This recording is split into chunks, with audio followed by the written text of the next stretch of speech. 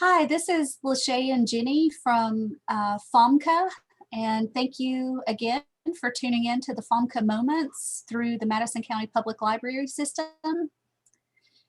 Today, we just want to start out by reminding residents of Madison County about the services that FOMCA provides for Madison County residents and their pets. One of our biggest services is the spay and neuter clinic, which you can call our FOMCA office at 649-9798. Again, that is 828-649-9798 if you are interested in inquiring about this service for your animal. That phone number is posted on our FOMCA website and our Facebook page. Once you call that number, you will call Tricia Rusco. She is our office manager, and she does a lovely job of talking with each of our residents about their personal situation with their pet and what needs to happen for the individual situation.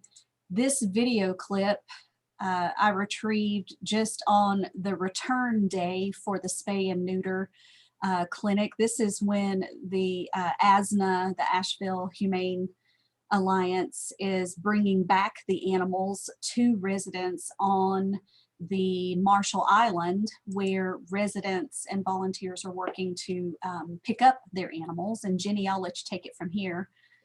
So these are our lovely volunteers, and they are unloading animals after a spay and neuter event. And the people that are picking up their pets are always so excited to get to their pets and their pets to them. What will happen here is that we have a lovely lady named Linda Frazier that will meet with each family individually as they're picking up their pet and go over any special instructions or care needs that the veterinarian has passed on in the days following their surgery. That's right. And so Linda will give those post-surgery instructions. And then once she does that, residents are free to come pick up their animals.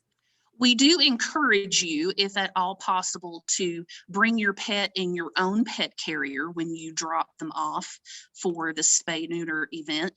If you do need help, you'll notice that some of the carriers here have FOMCA written on the top.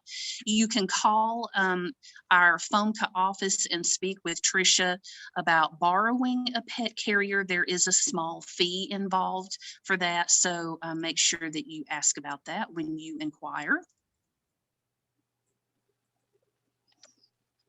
And it is so obvious that the people of Madison County love their pets. It is such an exciting reunion after the pet owner and the pet are reunited on this second day after the pet spends overnight at the clinic for the surgery. And once on that day two, once again, like I said, from Miss Frazier, you pick up the post-surgery instructions. You have the freedom to go be reunited with your animal. And that is a very exciting event. And just to share from the perspective of one resident about this service from FOMCA. It's a little difficult to hear in the beginning because there is so much barking and excitement in the background, but let me play this clip for you. Okay. So tell me your name, and is this your first time doing the spay neuter clinic with FOMCA? It's my first time doing the spay neuter clinic, yes.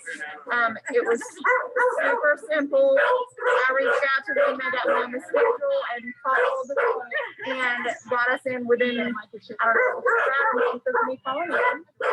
And this time is super reasonable. It was very reasonably priced. They communicate well with me and make sure everybody's up there on rabies, which is very comforting to know that all of these animals have rabies vaccines before you send your pet with them. Overall, it was a good experience. So you think FOMCA is a pretty important service in Madison County? Do you have neighbors or anybody else that you know that? Only my mom, and she said it before, and she went seamlessly both times. So this is Awesome. We were very excited to catch that clip with just a resident talking to us about how FOMCA has influenced her and her pet's life. And like I said before, it is very evident that the people of Madison County truly care about their animals, which brings us to our February topic. Yes, so winterizing for your outside pets. So, you know, here in Madison County, it can get really cold outside, and we can accumulate a lot of snow. And so it's important that your pet has a warm place to get in out of the elements. So we would strongly encourage you to bring your pets inside if at all possible in the coldest parts of winter. If that is not possible, then they do need to have a shelter where, again, they can go in and get out of the cold. And we're going to show you some pictures coming up of some ways to make sure that those shelters are properly warm for them. So you can see here. Winter is hard for everyone. Yeah, even your pet. Yeah. So you can see, like in this doghouse, it's lined on the bottom. We're going to talk about in the next slide some things you can put on the inside of the doghouse to keep it warm, and things like getting it. I think this one's using some kind of straw, it looks like. But facing the doghouse away from the wind, that was one thing. Creating a door that's either made of a door flap. You can use either heavy fabric or some old linoleum would work. Getting it up off the ground will help, like in the pictures you see here. Insulating using straw or cedar shavings, not hay. And also wanting to avoid towels and blankets. This is something that I've learned as well, because towels and blankets will freeze. They'll get wet and freeze, and then that's dangerous for the animal. And oversized dog houses are going to be colder inside, so make sure that it's a cozy size to help your dog maintain its body heat. And then, you know, making sure there's plenty of food and water being a big concern in the winter for pets, because their water will freeze outside. So they need to have fresh, free running water. That's especially important, is to make sure, because water will freeze up, and that is one thing that could quickly hurt your pets. So making sure that they have fresh water that's not frozen every day. If your dog must be kept outside, that is super important.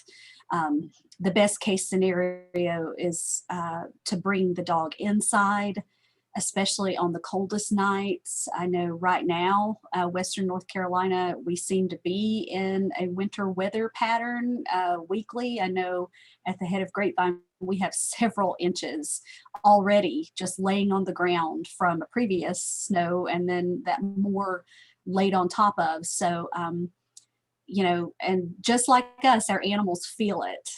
If it's a situation where your animal is like this one in a barrel.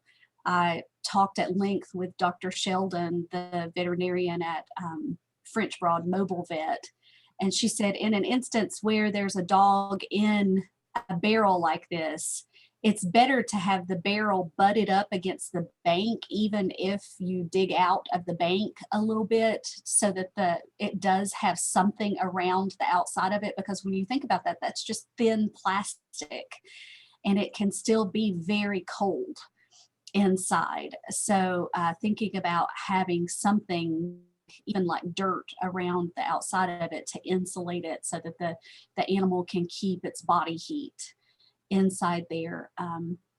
Also, National Geographic and the Weather Channel just came out with an interesting article about tips for keeping your animals healthy during cold weather and winter. And it was suggested to also be very wary about the rock salt that you use to freeze the driveway. Make sure your animal doesn't get into that. Their paws can freeze and crack. So it's just important to keep checking on your best friend, your furry best friend, and make sure that they're warm and healthy and cared for during these really cold days. Mhm. I've also been told, Lachey, that to watch out for like antifreeze Yes, that that was could another point leak they made in onto the article. ground as well, because pets will sometimes be drawn to licking at things like that, and antifreeze can be very dangerous and deadly for your pet. Yes. So that wraps it up for our FOMCA moments for February. We appreciate you joining us again. And like I said, please reach out to us through our Facebook website or give us a call at the office, 649-9798, with any questions you may have. And we look forward to seeing you soon.